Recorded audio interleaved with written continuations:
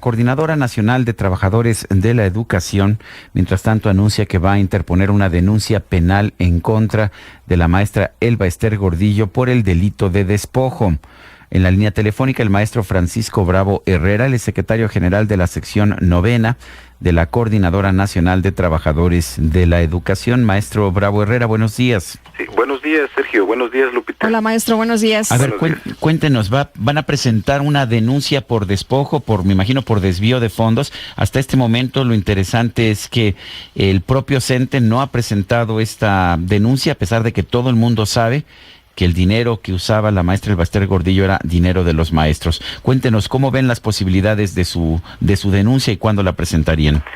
Sí, mira, efectivamente estamos preparando o afinando los últimos detalles para presentar esta demanda, que muy probablemente sería el próximo jueves 4 de abril, y efectivamente sería por despojo, por este desvío de fondos. Solo estamos por ahí nosotros afinando algunas cosas en términos de cómo la presentaríamos. Esta parte es la que estamos afinando, porque teníamos, digamos, un poco la contrariedad ahí si solamente la presentaba, por ejemplo, los compañeros de Oaxaca, que son los que legal y estatutariamente están reconocidos. Son la única sección a propósito a quienes se les dio la toma de nota. A todos los demás pues no tenemos toma de nota, porque pues siempre ha corrido este asunto en medio de fraudes, en medio de muchísimas engaños legales que se han aplicado.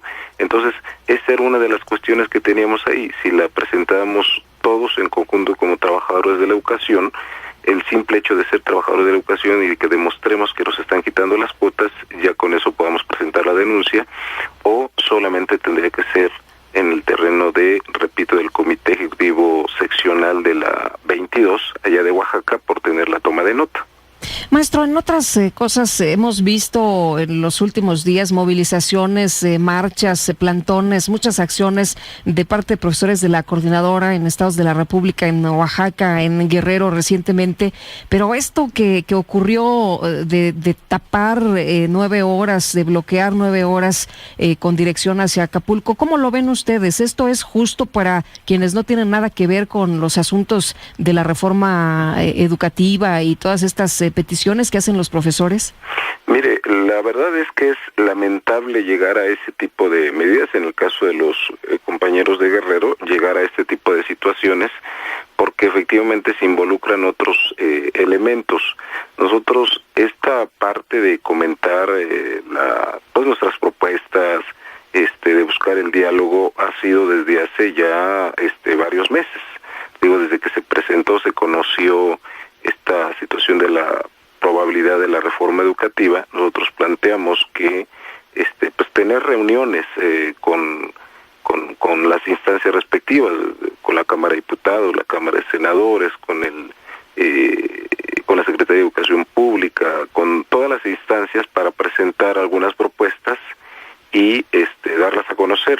Sin embargo, esta apertura, digamos, no se ha podido dar, y la otra parte, pues ciertamente es lamentable. ¿Pero se justifica entonces?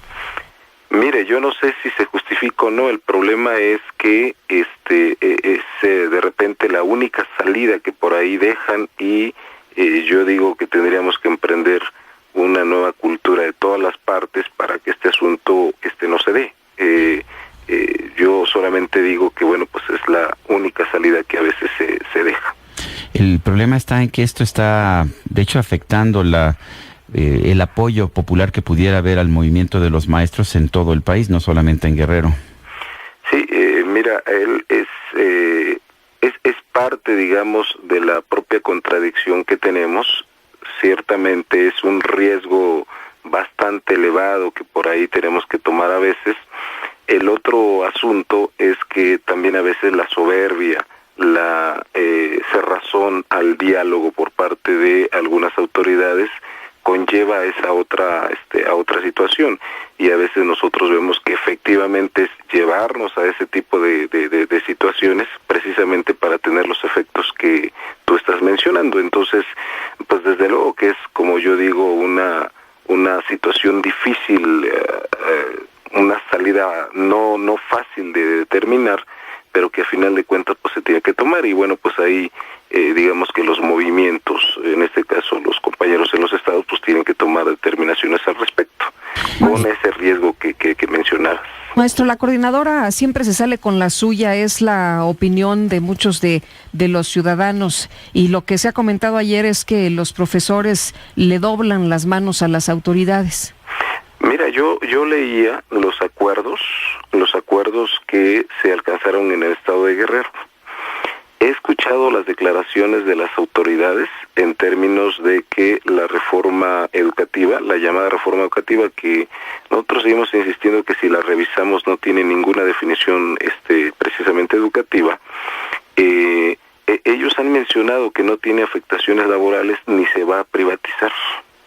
Entonces, en esencia, y que es gratuita, y que la educación no se va a privatizar, y entonces ese tipo de lineamientos, ese tipo de planteamientos son los que el movimiento de Guerrero decía, y son de hecho los planteamientos que como coordinadora tenemos, al mismo tiempo que hemos estado ofreciendo que la coordinadora, digamos, como una fuerza latente, activa, nosotros podamos plantear nuestras propuestas en términos educativos.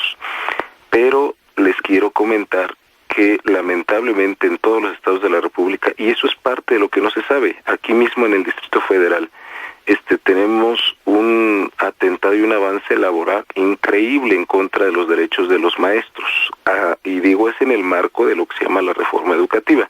Un ejemplo, hay maestros que tienen una clave que se llama 99, que la tienen desde hace 20, 22, 23 años, se las están quitando y les están dando interinatos de 3 meses. Y entonces este tipo de planteamientos, como lo que se estableció en Guerrero, de la no afectación laboral, pues es parte de lo que el gobierno ha estado diciendo públicamente que va a suceder. Entonces uno dice, bueno, si ese era el tipo de planteamientos, pues desde antes de llegar a estas definiciones que se han dado, se podía haber establecido ese tipo de situaciones. O sea, nos parece que a veces también, digo, es una reflexión, digo, para nosotros, pues como maestros, pero también es una reflexión para las propias autoridades. O sea, son cosas que se pueden transitar desde antes. ¿Por qué llegar exactamente a este tipo de situaciones? Parte del problema en el sindicato de maestros, como usted lo ha señalado, es la falta de democracia interna. ¿Qué habría que hacer? ¿Qué reglas habría que cambiar en el sindicato para tener una verdadera democracia? Bueno, primero, sucedió todo esto de Elbester Gordillo Morales y la antidemocracia, la estructura vertical, autoritaria, al interior del CENTE, pues no ha cambiado ni un milímetro. O sea, todo sigue absolutamente igual. Las imposiciones, lo que nosotros llamamos como charrazo, los fraudes, todo sigue absolutamente parado ahí. Entonces, la dimensión de encerrar a Elbester Gordillo Morales, bueno, es un aspecto, pero que se ha quedado ahí, pero que a final de cuentas no llega a lo que hemos reclamado, pues miles, cientos de miles de maestros al interior del CENTE. ¿Qué tendríamos que hacer? Bueno, también lo que hemos estado diciendo, trazar una ruta de tal manera que la voz, la elección, la tengan efectivamente los maestros, y no sea nuevamente la cúpula, sí, porque a final de cuentas eso sucedió con la elección de Juan Díaz. Es decir, eligieron a Juan Díaz en una reunión de cúpula de los secretarios generales de la misma gente de Elbester Gordillo Morales, pero además déjenme decirles que eligieron a Juan Díaz con unos estatutos nuevos que ni siquiera habían sido aprobados por el Tribunal Federal de Conciliación y Arbitraje. Es decir, sobre esas reglas, otra vez, se nace violentando nuevamente las reglas más elementales de legitimidad y de legalidad. Entonces nosotros decimos, bueno, pues tendríamos que crear una ruta de tal manera que efectivamente los maestros, pues bueno, fuéramos tomando las definiciones. En el caso, digo, lo pongo como ejemplo porque nosotros somos, pero de verdad un ejemplo grandísimo, tenemos 14 12 años sin tener un congreso para elegir a nuestros representantes, o sea, de manera estatutaria. Lo tenemos que tomar nosotros, tenemos que tomar la representación por vía hechos, ¿no? Esa ha sido la historia del CENTE. Entonces, me parece que pues se dio un paso importante, y digo, eso lo reconocemos, pero no se han dado los demás, o sea, no hay señales de que esto se pueda seguir avanzando. Maestro, en el caso de los plantones, de los bloqueos, de las tomas de estaciones en Oaxaca o lo que ha ocurrido en Guerrero, siempre se le atribuye, no importa en qué estado de la República se dé, se atribuye a los de la coordinadora. Esto afecta a todos los maestros, ¿no? Agarra a todos por igual. ¿Usted qué dice? Bueno, mira, ahí un comentario muy breve. Ahí en Oaxaca, por ejemplo, los compañeros están presentando un plan estratégico de transformación educativa en Oaxaca. Todos conocemos el rezago que hay precisamente en ese estado en materia educativa.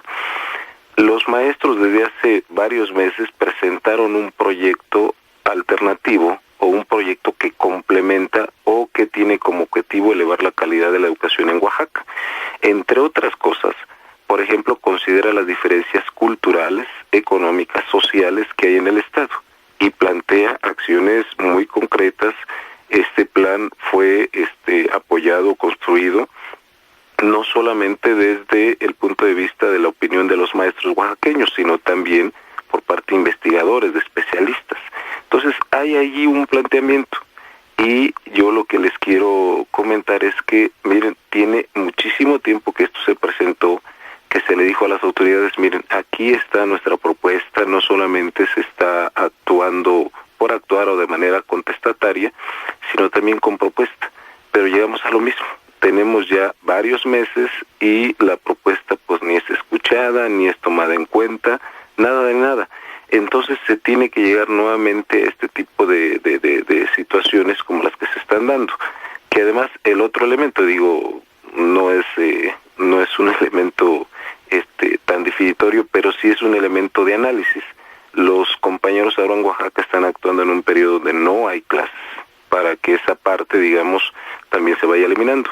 Y ciertamente, digo, hay que decirlo de manera pública, bueno, también nosotros entramos en procesos de reflexión, porque también vemos este asunto de ponernos en contra de la opinión pública, bueno, que es un elemento importante para nuestro movimiento, y habría que checarlo.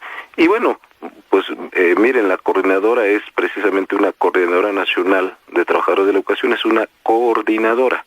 Luego los estados de la República, bueno, creen conveniente realizar las acciones pues que vaya definiendo el propio movimiento, los representantes de allá, las bases de allá, porque se construye algo a partir de las definiciones de los propios maestros de las escuelas.